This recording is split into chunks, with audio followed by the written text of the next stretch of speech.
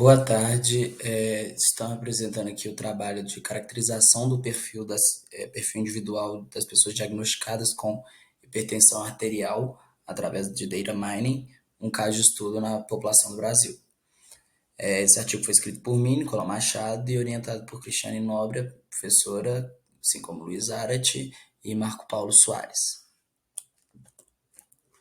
Para introduzir o tema, a gente fez uma pesquisa e concluiu que 32,5% da população brasileira, de acordo com dados do IBGE, apresenta o diagnóstico de hipertensão arterial positivo, ou seja, sendo uma doença que impacta muitas pessoas no território brasileiro. A análise de dados na saúde é um lugar onde ela já está muito presente, né, na saúde para identificar perfis de pessoas doentes, identificar possíveis causas de doenças, relações entre doenças, ou seja, já é um tema discorrido dentro da área de saúde a análise de dados. E ela auxilia muitas vezes a saúde, né?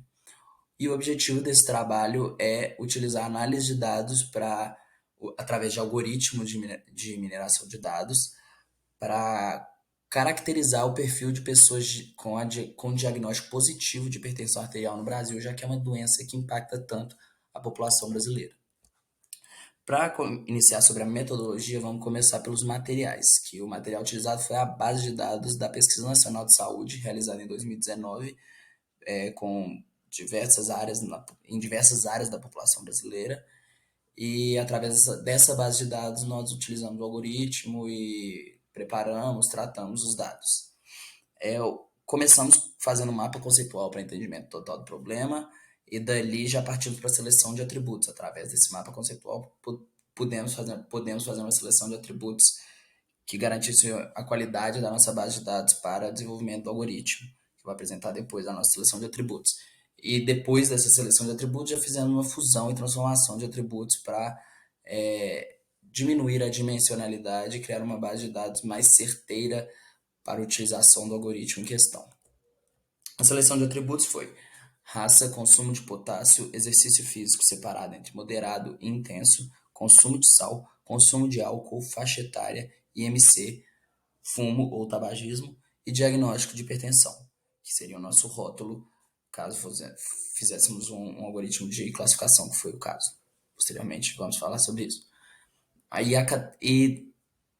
Posteriormente, a seleção de atributos, categorizamos esses atributos, dividimos a maioria deles, os que não são binários, em níveis, ou seja, IMC ficou dividido entre daqueles que têm o menor IMC aos que têm o maior IMC em faixas, como a faixa etária dividiu a idade, por exemplo, para assim nosso algoritmo de classificação pudesse atuar melhor sobre os dados, já que eles estariam categorizados e bem distribuídos.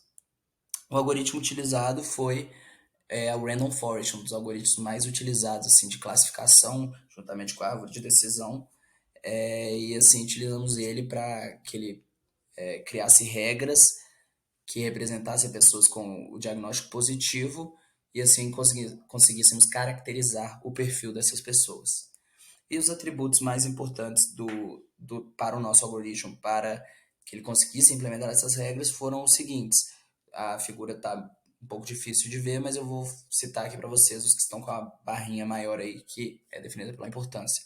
O nível de MC, a faixa etária, o exercício físico e o consumo de sal, além também do tabagismo.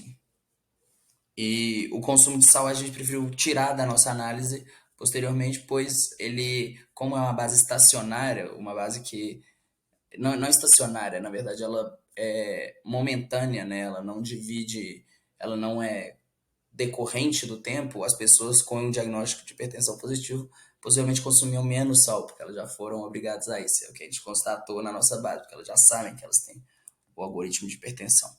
O algoritmo não, o diagnóstico de hipertensão. E, nossa, velho.